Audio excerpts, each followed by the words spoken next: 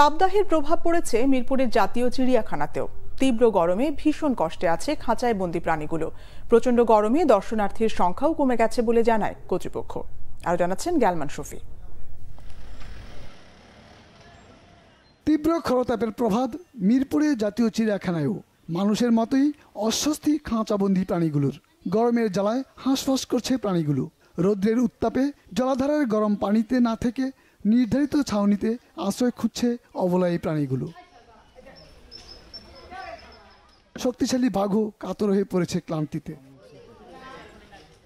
মানুষের বিনোদনের এই স্থানটি এখন বলতে গেলে জনশূন্য।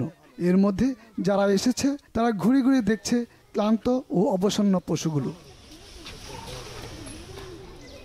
গরমের জন্য ওরা পশু পাখিরা এই খাঁচা থেকে বের হতে পারছে না, ছায়াতে রয়েছে। আমরাও গরমের জন্য গরমে হাঁপাই গেছি। আমি অনেক পশু পাখি দেখেছি, আমার খুব ভালো লাগছে।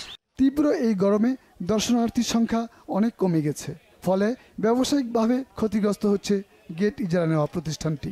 গত ঈদ উল ফিতরের সময় কিছু দর্শনার্থী ছিল, এর পরপরই তো তাপপ্রবাহ একটা বিভৎস অবস্থার সৃষ্টি করলো। এরপরে তো এখন দর্শক সংখ্যা একবারই নেহায়তি কম। মানুষের আনাগোনা কমে গেছে, মানুষ ঘর থেকে বের হতে চাচ্ছে না। তার জন্য আমরা চরমভাবে ক্ষতিগ্রস্ত হয়ে গেছি। প্রাণীদের সুস্থ রাখতে নানান উদ্যোগের কথা জানান চিড়িয়াখানার পরিচালক। প্রতিটি প্রাণীর যে শেড রয়েছে সেই শেডগুলোকে পানির আধারগুলোতে আমরা বারবার পানি চেঞ্জ করে দিচ্ছি।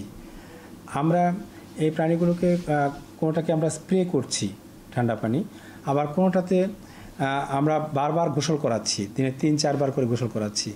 এই কাজগুলো আমরা করছি। সেই সাথে